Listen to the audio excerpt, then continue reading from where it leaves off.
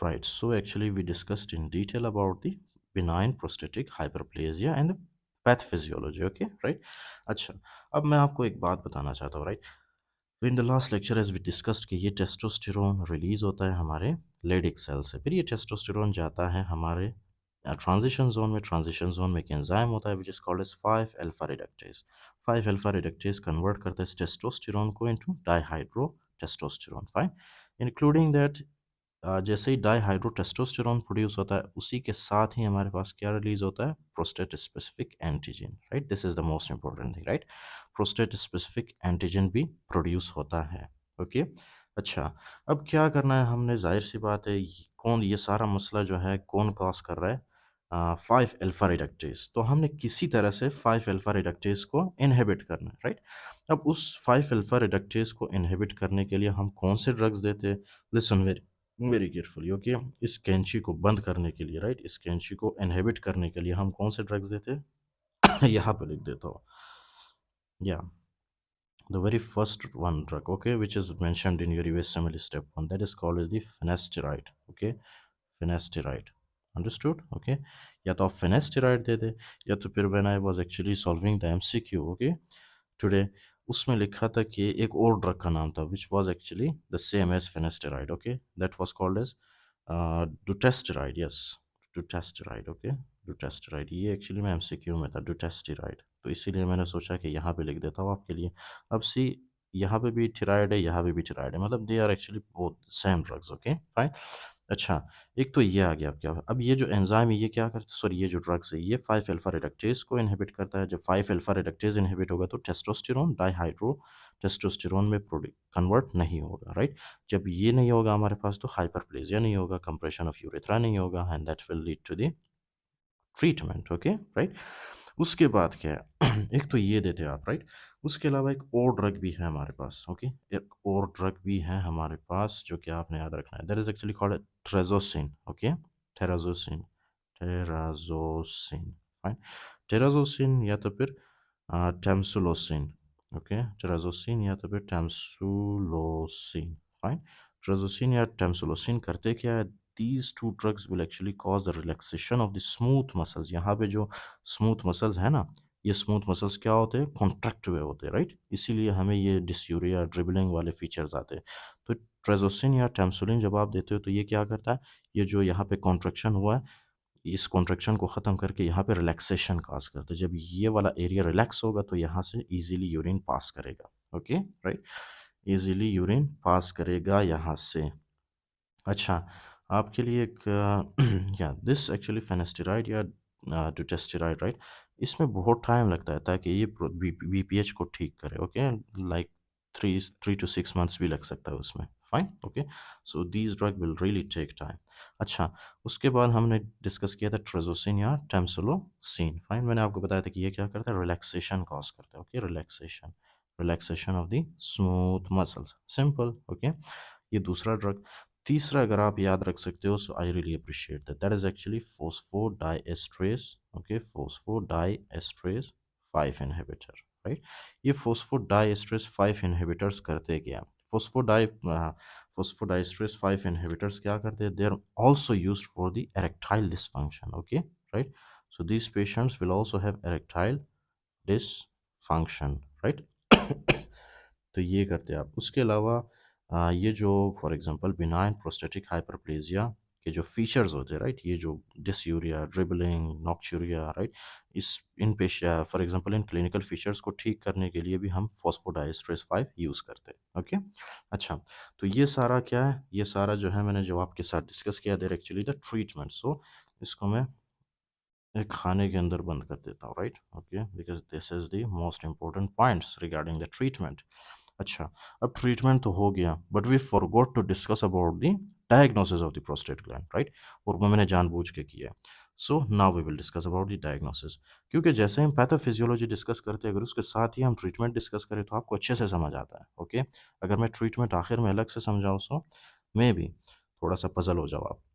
Anyways, so we will discuss about the diagnosis. Diagnosis में सबसे पहले क्या चीज़ है जो कि हमें हेल्प करता है डायग्नोसिस में, that is actually the urinary, for example, the clinical features of the patient, right? Clinical features में हमने discuss किया था क्या क्या clinical features थे.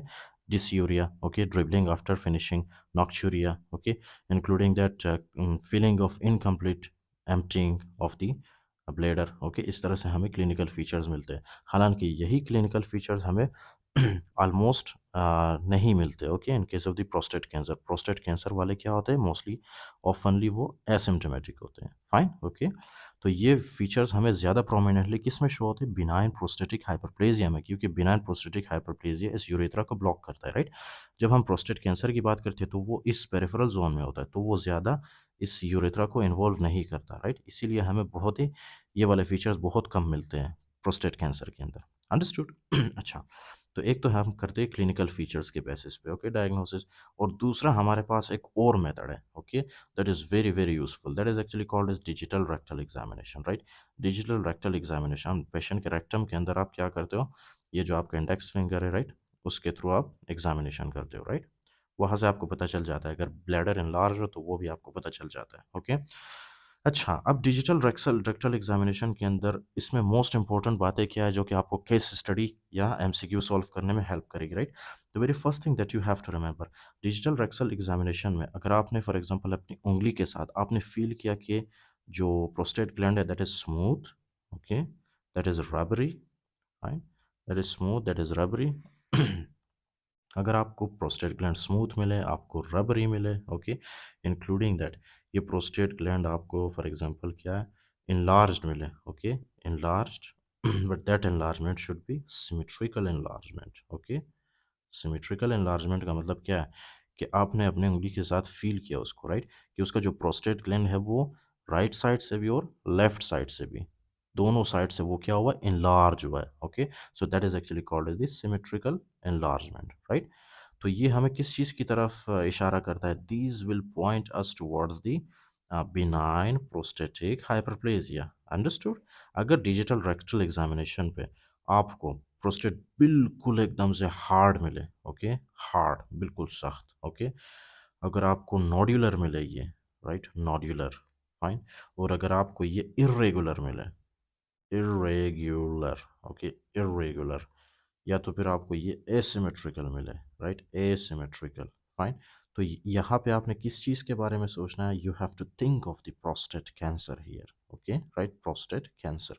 सो अगर आपने याद रखना है, सो अगर आपको स्मूथ एंड सिमेट्रिकली इनलार्ज मिले prostate gland, that is benign prostatic hyperplasia. अगर आपको हार्ड मिले, नोडुलर मिले, asymmetrical enlargement मिले, so that is prostate cancer.